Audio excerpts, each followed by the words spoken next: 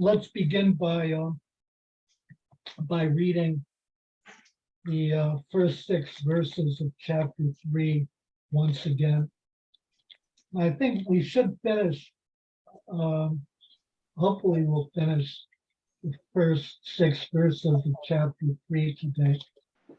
Therefore, holy brethren, who share in a heavenly call, consider Jesus, the apostle and high priest of our confession.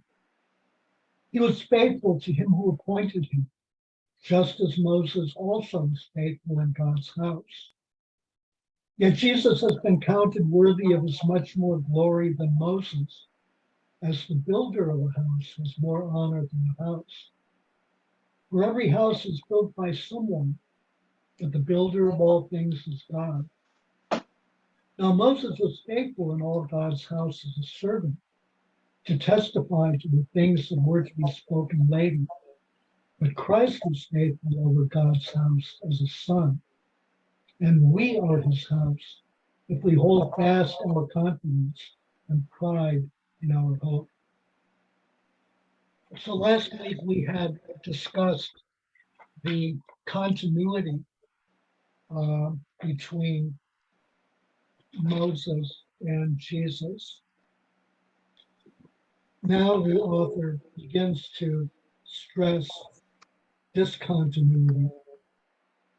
Earlier we had read from Numbers chapter 12, verses 6 through 8.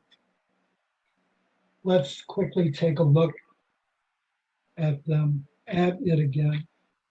Once again, this is where Aaron and Miriam are jealous of Moses' authority and position, and really try to enter into competition with him and sort of take the position that if Moses can hear from God, they can hear from God as well. God responds to their complaints by saying, "Hear my words.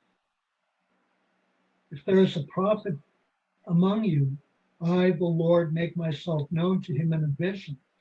I speak with him in a dream. Not so with my servant Moses. He is entrusted with all my house.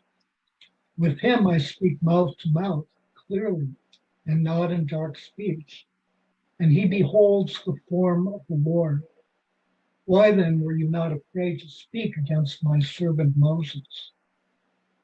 So he is entrusted with all my house. So that expresses Moses' glory. He's entrusted with all the house. How does that compare to Jesus? Jesus is also entrusted with his house, but not as a servant, but as his son. Right. What earlier has he said, the author said about Jesus' glory? Well, he said that he was the builder of the house, so his role as creator, and he played a servant role in taking on humanity, but his divine role was more co-creator. So that was something that was different, of course, than Moses. Right. What about earlier in Hebrews? What has he said about the glory of the Son? He reflects the glory of God. Right. In verse 9 of chapter 2, but we see Jesus, who for a little while was made lower than the angels, crowned with glory and honor because of the suffering of death. And then still earlier in chapter 1, verse 3, he reflects the glory of God and bears the very stamp of his life. Reflects the glory of God And if you remember, the word reflects has a number of meanings. One is to pass on the radiance or the light. The second is to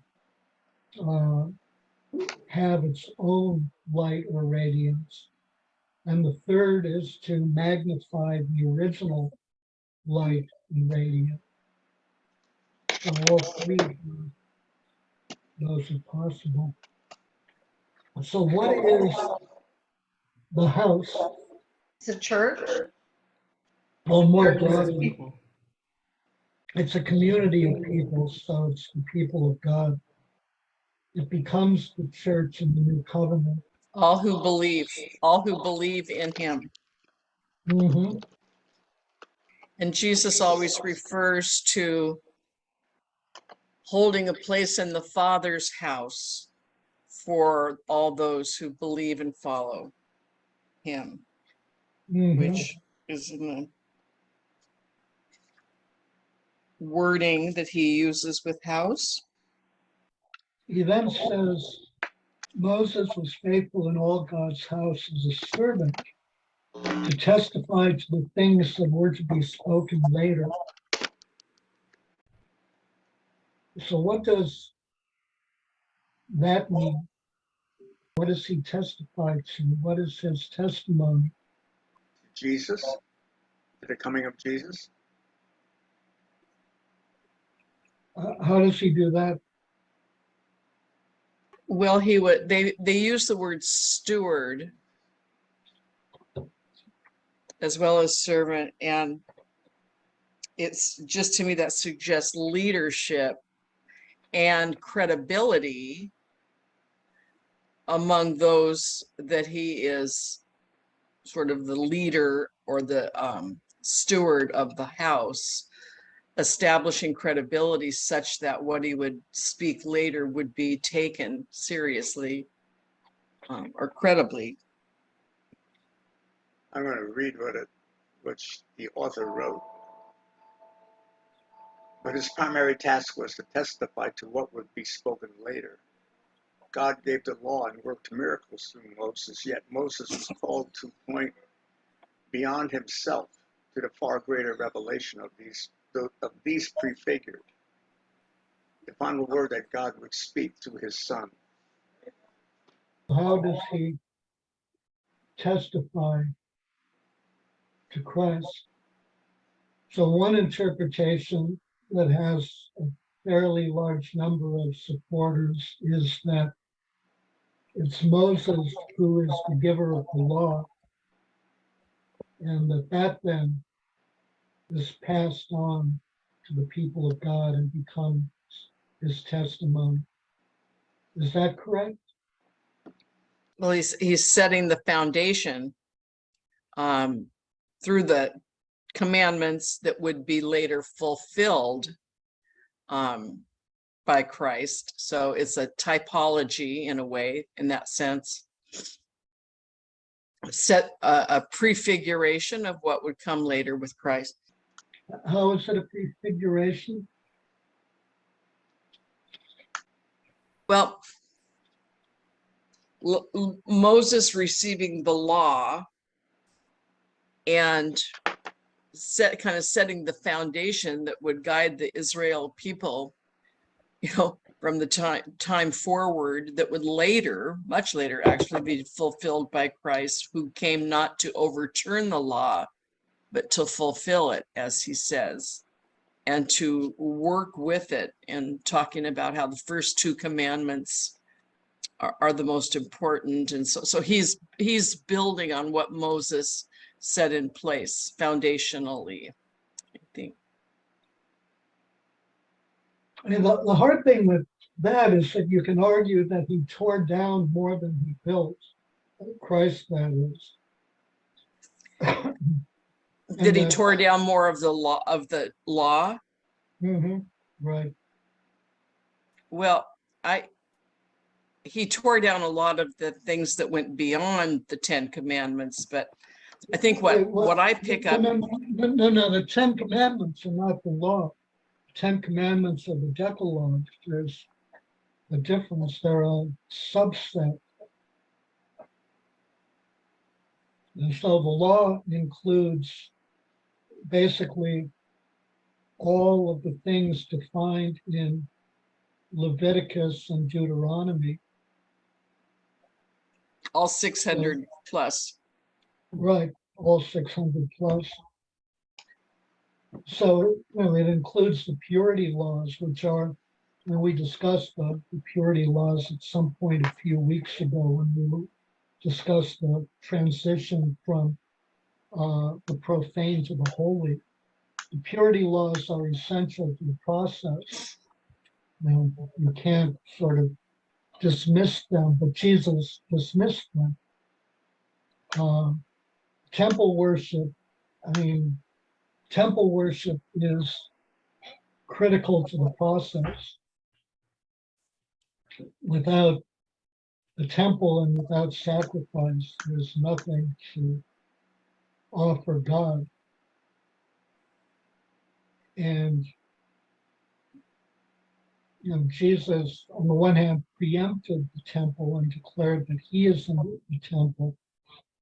But at the same time, that transition is not immediately obvious. And Jesus condensing in many ways, condensing the Decalogue into love the Lord your God with all your heart and soul and your mind, and love your neighbor as yourself, dispenses with much of the Mosaic law. So in that sense, it's very difficult to see, even typologically, very difficult to see Moses giving of the law as the testimony that he passed on. When Jesus said Jesus was always accused of breaking the laws and doing things on the Sabbath and so on. But his response was always, I didn't come to overturn the law, but to fulfill it. So his words would suggest that he didn't come to replace it completely, but he came to fulfill what he considered to be the essence of the law. So he used the word fulfill. Well, I would argue that his use of the word fulfill implies that he himself is the fulfillment, which largely puts him outside of the law and makes him the supreme interpreter of God's law. So one of the things, in today's gospel reading, which the reading for daily mass from today was from Luke, and Luke recounts Jesus' first miracle, a deliverance of a demoniac after he gets rejected at Nazareth by people who know him because he's Joseph's son. And in both Nazareth and Capernaum, and both in his preaching at Capernaum and his deliverance at Capernaum, Luke talks about how Jesus teaches with authority. And so then what does authority mean?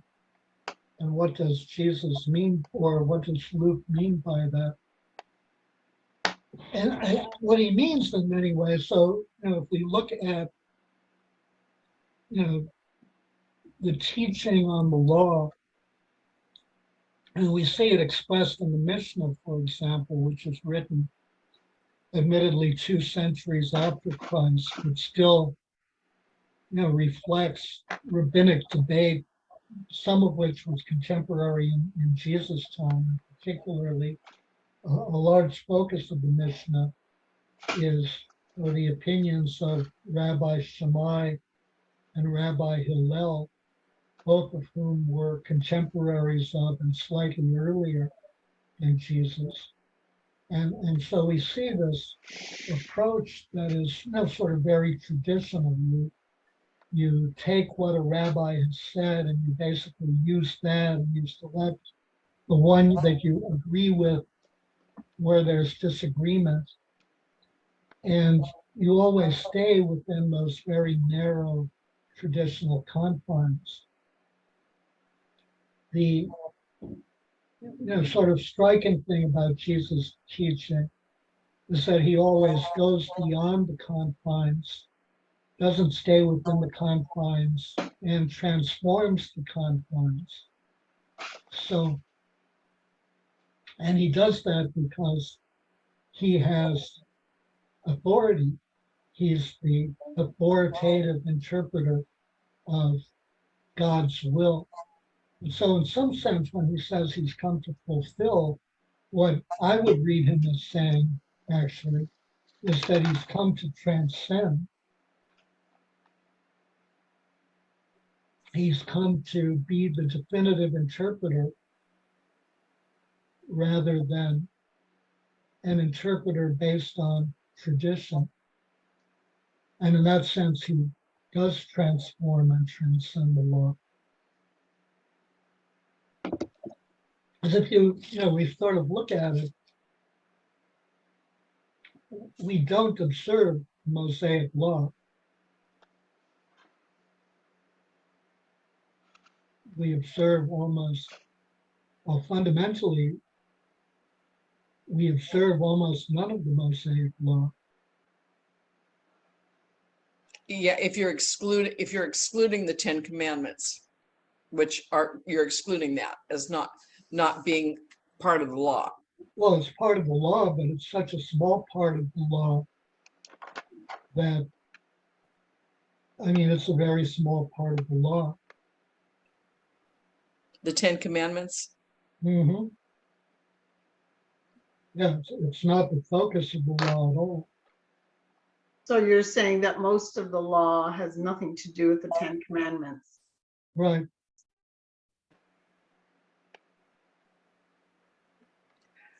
Can I ask this? I guess the fulfillment part comes from the fact that the Shema, which would be the first to love your neighbor as yourself with all your heart, that comes from Deuteronomy.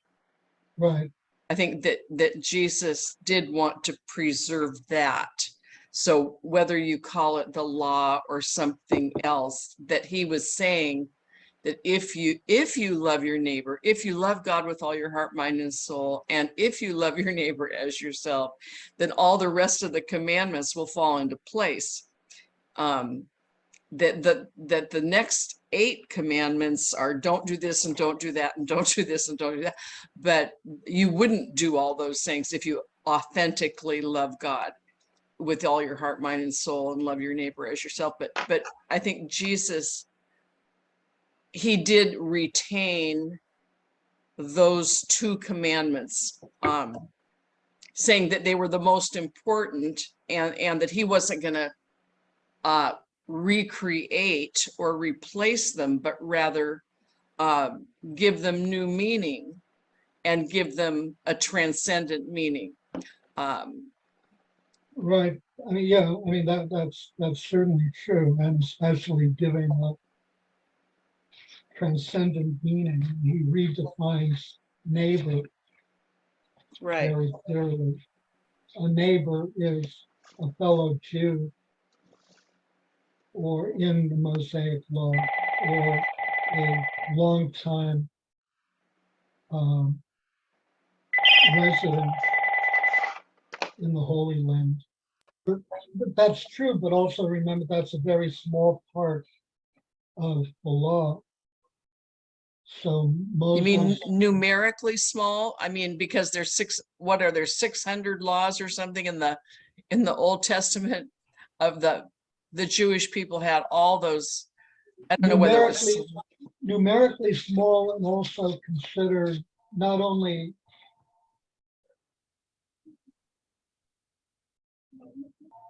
so the remainder of the law, those 600 commands or whatever, add, sort of in a lot of ways, the implementation detail.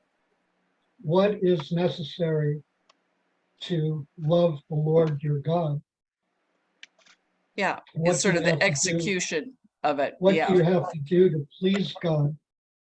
So the implementation in the Mosaic law is really important. Especially how do you remain pure? How do you prevent yourself? So remember that the basic assumption here is that unholiness contaminates the holy. Uncleanliness contaminates clean. So if you come into contact, so for example, if a priest touches a dead body, they can't minister in the temple until they become ceremonially clean, because they're not fit to appear before Yahweh. That's part of the basis of the Good Samaritan. That's why they pass over to the other side of the road. So those things are by no means, minor. They're really critical implementation details. You can't approach God. You can't come into God's presence if you're not clean.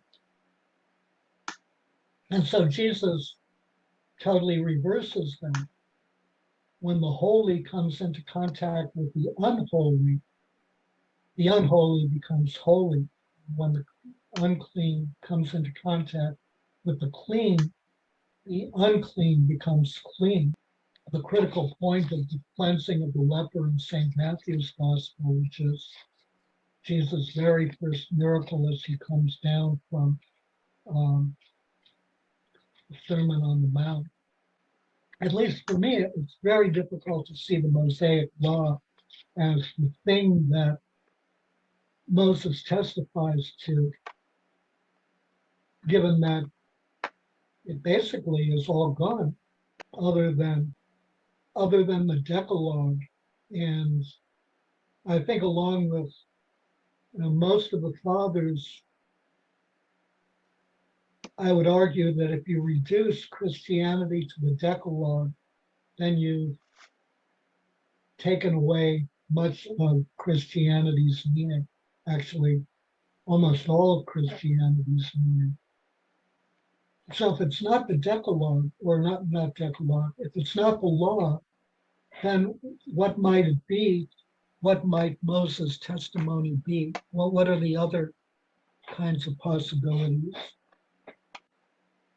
According to what I was reading here, it said, yet Moses was called to point beyond himself to the far greater revelation that these miracles that God worked with, that these prefigured, the final word that God would speak to his son.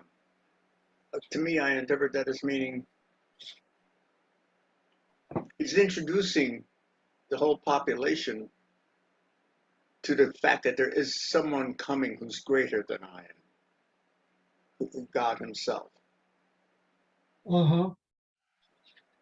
And really, that's all you can say, is that your Messiah is still coming. Where might that be indicated? You mean in Moses' life and his practice? And I don't know. I'm not, through the miracles that God performed, it's a question, did he perform the miracles in Moses' name or simply through Moses? And Moses said they were done through me, because of God. Through Moses. Through Moses. And that's a possibility. And in fact, there's been, in terms of Moses typologies, there have been some really good studies of Christ as the antitype of Moses in terms of the miracles of the Exodus, and so drawing on typology based on the Exodus. Mhm. But I'm not sure that that's what the author has in mind here. So for starters, in terms of Moses' testimony, Moses was the greatest of prophets. And so if we go back to chapter 1, verse 1, many and various ways God spoke of old to our fathers by the prophets, but in these last days he has spoken to us by his Son, whom he appointed the heir of all things, through whom also he created the ages. And Moses testifies to the things that are to be spoken later. It's the same verb to speak in chapter 1, verse 1 and there. One of the things that Moses spoke is that there will be a prophet like Moses. Okay, it's Deuteronomy chapter 18. Another besides Moses. Mhm.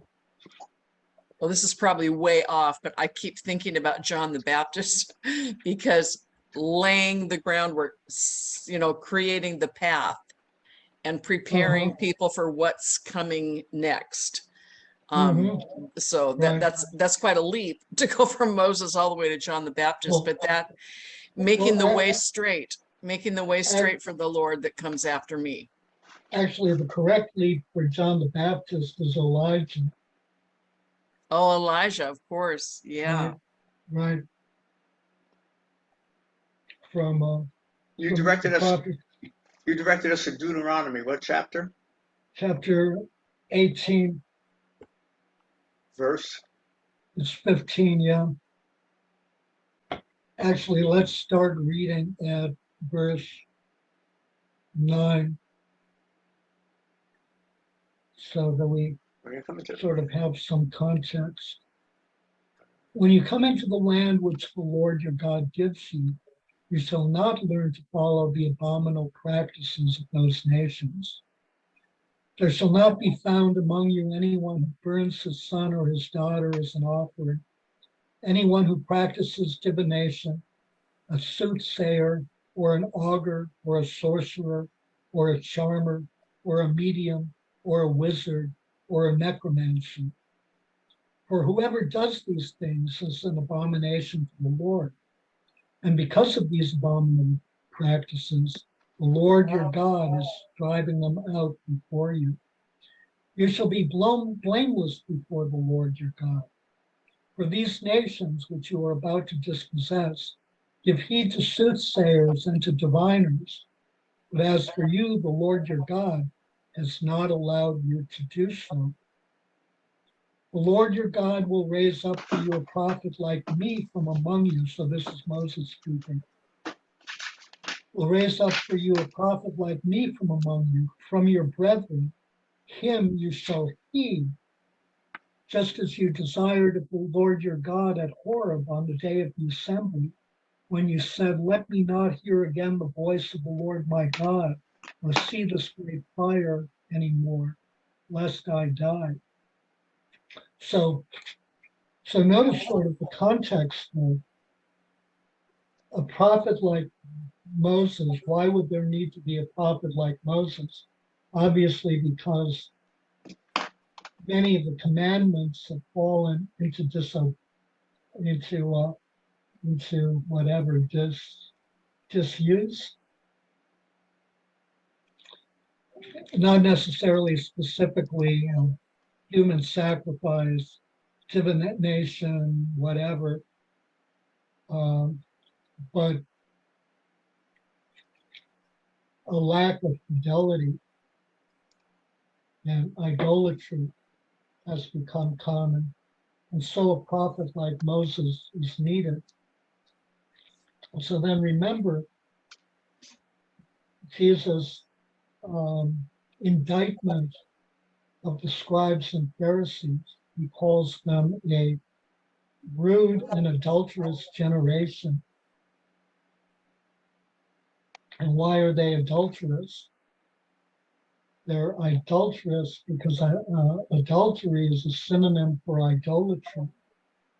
So when they ask for a sign, Jesus says no sign will be given except the sign of the prophet Jonah. But the sign of the prophet Jonah refers to the resurrection, and it becomes an after the fact sign, so that's useless.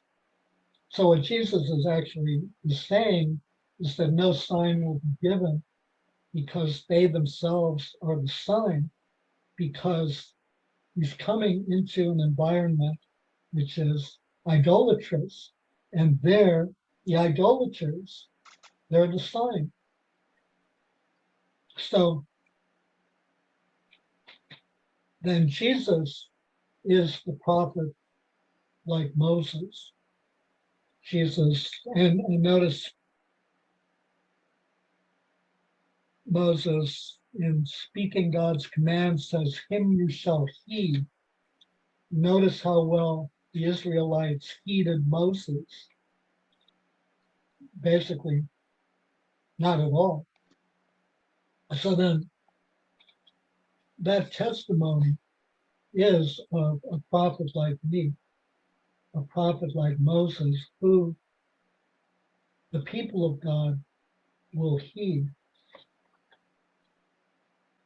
Is there anything else? Well, I was thinking about poor old Jeremiah as part of that, how not fun it is to be a prophet. I was just trying to think about prophets that were really heeded, heeded, by the vast majority of people. I mean, they put Jeremiah in a cistern of mud and they nailed Jesus to a cross. And so you don't have too many examples of people gathering around and going, oh, this is it. You hit the nail on the head. This is how we're going to do things. So Bishop Barron gave a great sermon on the difficulties of being a prophet. Mm-hmm. And So often they're honored long after they're persecuted and died, right? Right.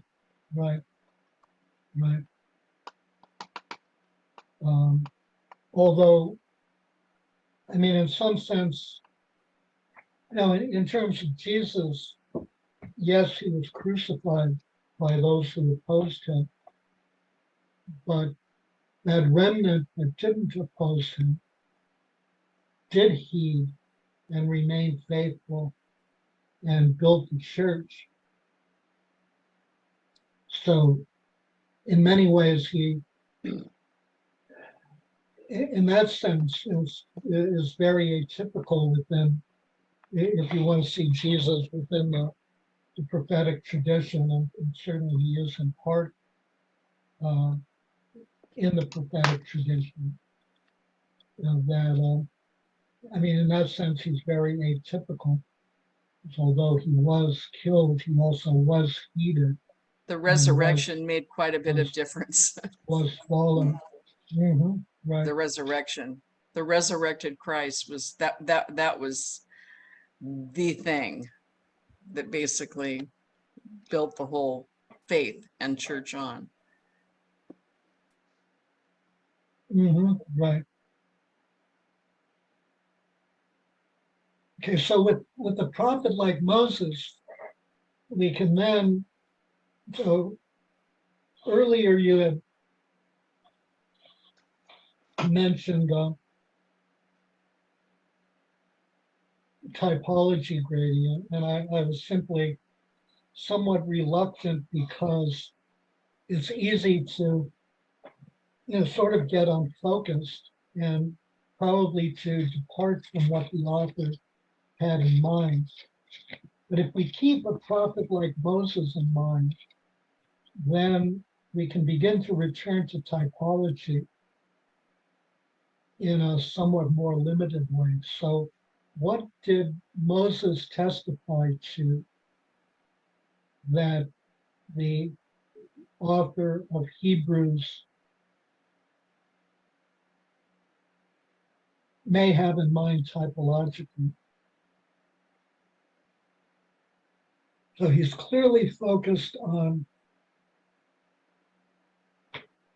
Moses for a number of reasons. Moses is the giver of the law.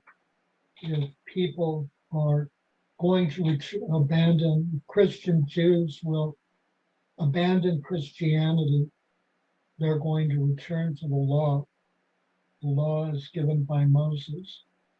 Moses is the most esteemed prophet. Moses received his revelation, according to tradition, from angels. And so the author has also taken pains to show Jesus that the Son is higher than them too. So what sort of simple element of typology can we see here? I would, a silly answer, but the closeness to God. Moses' closeness to God. God came down and walked with Moses. Moses went up the mountain to commune with God. And Jesus went up on a mountain with John and had the, I can't think of the word for it now.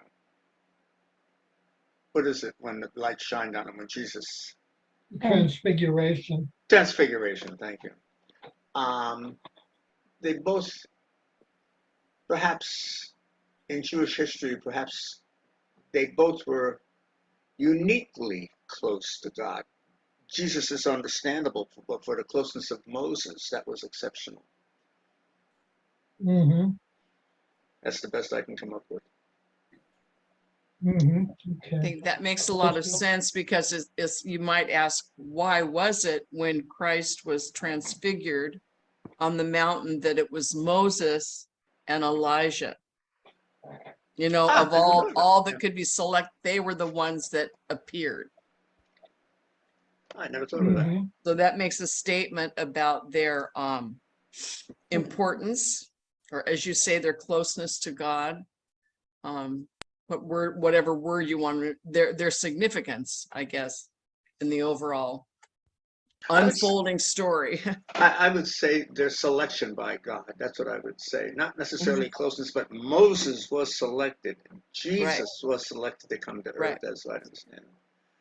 That's very special to be selected by God to do a task. Right. And a big thing was they were both very faithful to their Yeah. task. Faithful to God. So what about typology and the testimony? So Moses testified that God is faithful to do what?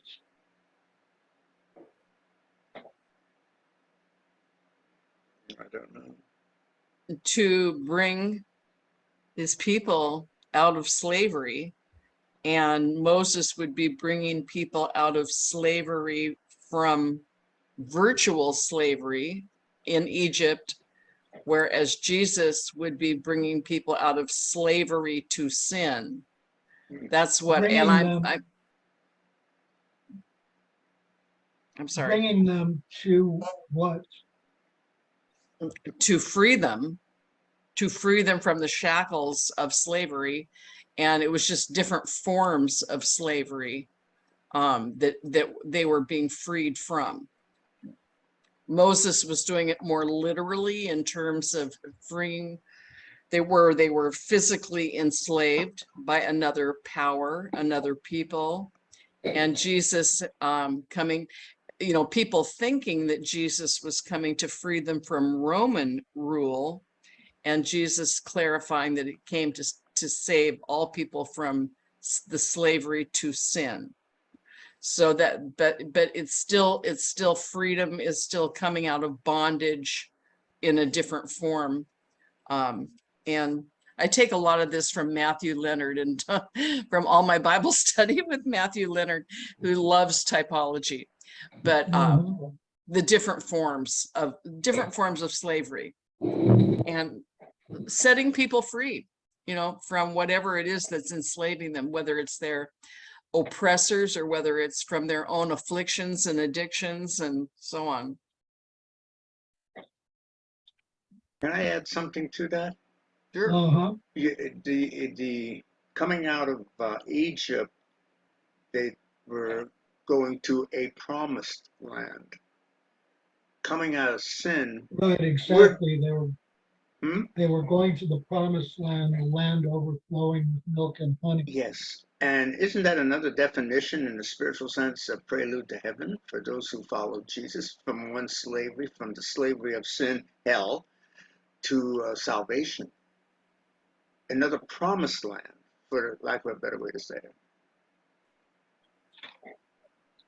Y- No. Yeah, although the author's eschatology is not completely heaven-based.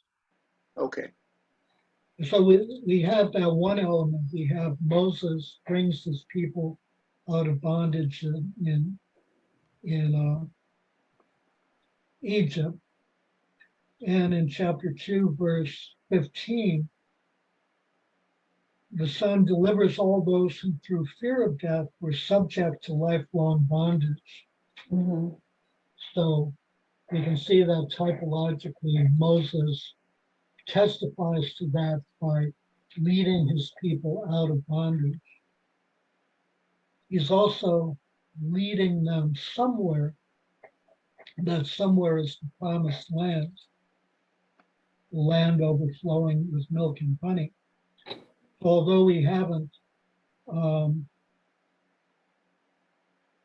read it yet, in chapter 3, later in chapter 3, in the exhortation, at the very end of his use of Psalm 95, he talks about entering my rest. And the rest is the promised land in Moses. And here he's being implicitly typological. The rest for Moses is the promised land, which Moses himself was not able to reach, and which none of the wilderness generation was able to reach, because they had all sinned egregiously and repeatedly against God. And for us, the rest is both heaven and the new heaven and the new earth. Remember, going back to chapter 2, verse 8, he quotes the psalm and talks about, so the psalm is a midrash on first creation story in Genesis, right? And it talks about putting everything in subjection under his feet. It's an ode to a psalm of praise to God for endowing humankind with this enormous glory. And the author of Hebrews says, as it is, we do not yet see everything in subjection to him.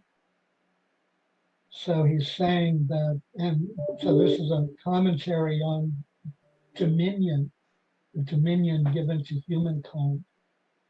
So the author of Hebrews is saying, as it is, we do not yet see everything in subjection to him. So humankind, in fact, does not have dominion, has not been given dominion. But we see Jesus, who for a little while was made lower than the angels, crowned with glory and honor because of the suffering of death, so that by the grace of God he might taste death for everyone. So Jesus becomes the first fruits of that promise of dominion. And that dominion will eventually be expressed in the new heaven and the new earth after the second coming. So that's the author's basic eschatology. So very much as Moses leads his people into the promised land, Jesus will lead his people into heaven, and then at the second coming, the new heaven and the new earth. So that's what Moses testifies to. So his testimony is that Israel would go into the promised land. The people of God would go into the promised land. And a prophet greater than himself would arise. Also in chapter 3, verse 6, notice he says, but Christ is faithful over God's house as a son. That's the first time he uses the word Christ and identifies Christ as being the Son. And also note his corporate conception of the church. The church is a corporate body, not simply this kind of loose collection of individuals. And so in that sense, it's in that sense that he addresses everyone as holy brethren. You're holy by virtue of being in the church, which is, in some sense, separate from your personal holiness. And then there's a conditional, if we hold fast. Mhm. We are his house if we hold fast. It's conditional. I have a question about every time in verse 5. Moses was faithful in all his house. What does it mean by all his house? What is all his house? His house is the people of God. But it's Moses was faithful. It's the Israelites. that I understood, but it's the word all his house. Just wasn't faithful in his house, but it was all. That's the part that I guess I'm focusing on, the word that I'm focusing Yeah, I'm not sure that I would focus terribly on all. I don't know that it has any, I don't know that it has any particular, great significance attached to it. on. Well, I would have seen it if they said it about the Christ, because Christ was faithful to both Jew and Gentile. Well, it's also past tense, and so it's something that was. It's an action, or it's an attribute that applies to the past. The author tends to be very careful about especially when he uses the present tense, or in general, the author tends to be very careful with his tenses. If he means that something is, true in the present, then he is very careful to use the present tense. And we'll see that when he, in his interpretation of Psalm 95, where he's very careful with his tenses and very careful with his exhortation to make it clear that the rebellion of the wilderness generation is not unique to the wilderness generation. It's interesting that Mary Healy's book, the word all has the brackets around it. And I just looked in the Septuagint Bible, it does have the word all in it, as well as the current, the other Bible I'm using. The Revised Standard. So I wonder where, why she has brackets around the word all, faithful in all brackets, his house, when speaking of Moses. On page Oh. 7. Um, So I'm wondering if she's saying, don't put too much emphasis on this. she has it in brackets. That's, yeah, One of the most likely explanations is that it's not in all manuscripts. that's why I brought it up. A lot of times it's the scribe that adds words. Yeah, I'll try to I'll try to look. I have Yeah, look in the what's his Septuagint. It is in the Septuagint. At least the Douay version,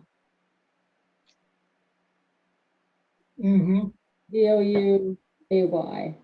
yeah, Julie Reams. But it caught my eye, so that's why I checked to see if it was in the Septuagint. Yeah, I'll check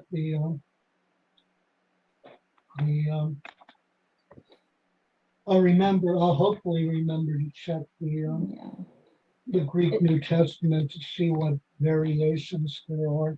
So next week we'll start with Psalm 95, Psalm 94 in the Septuagint. And I think what we'll do is read the psalm from the hard thing is that translations are sometimes not all that good, but we'll read the psalm itself in the Masoretic text. If you'd like to read it from your translation of the Septuagint, Mary, then that would be good. And then we'll look at the author's use of the psalm, and so focus on the ways in which the Septuagint differs from the Masoretic text, and then the author differs from the Septuagint. What would we get in the new revised Masoretic standard text. version? Masoretic text. Okay, all right. And the Septuagint is in what? Septuagint would be, if anyone has any, which I don't, the Vulgate, and then the Dewey Reams Bible. Oh yeah, I don't have. Yeah, I hear that's a good one. I don't have that one. You can. It's available online on BibleGateway.com, so you can Look find it up. Look up the citation there. Just read the psalm Yeah, from there. yeah, Okay. they have the entire Bible online. Yeah. Okay.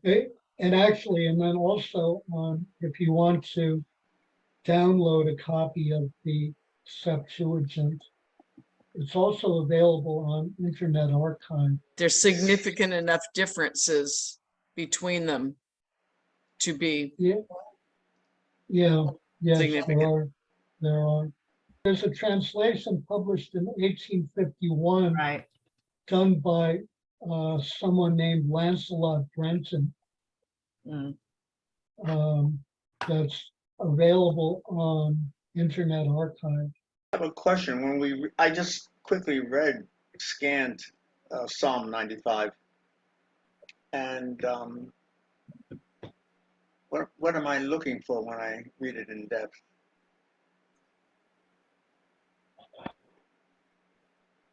You're looking for at the second part of the psalm. So it's a psalm of praise to God and a warning. And so you want to read particularly the second part of the psalm in the Masoretic text, and compare it with the Septuagint, and then compare it with the author's use of the psalm, his quotation. So one of the things we've talked about is the author's reinterpretation or reimagination of scripture. Here he hasn't done it dramatically, but in other cases he has done it dramatically. So there's always a question of, partly it's a question of whether it's a legitimate interpretive method on his part. But it also helps to examine the way in which he kind of has, some might say twisted, I would say reimagined, creatively and validly reimagined scripture. And so, it's really good to sort of take a look at that and really, we tend to, I said this a couple of weeks ago, we tend to view, sort of biblical texts within the tenets of the faith. And I've been trying to move away from viewing biblical texts within the context of the tenets of the faith to viewing biblical texts in terms of what is the author writing about and what did he intend. And, we can kind of derive the tenets of the faith from that or work them in. But if we start with the tenets of the faith, then we end up often missing most of what the author is trying to say. And so Hebrews is a really brilliant, really cohesively argued, really in many ways monumental work that's often not sufficiently appreciated. And so, we really want to stick very closely to the text. We really want to stick very closely to the text on which he's drawing, see how he's understanding those or transforming those. And so we don't want to really stray very far from what is it that the author likely intended to say. That's, I think, something that I've consistently tried to focus on in our Bible studies. We know the tenets of the faith. What is this author saying to us? And what is he saying that is unrelated or goes beyond tenets of the faith? So that's sort of in a nutshell is my concern.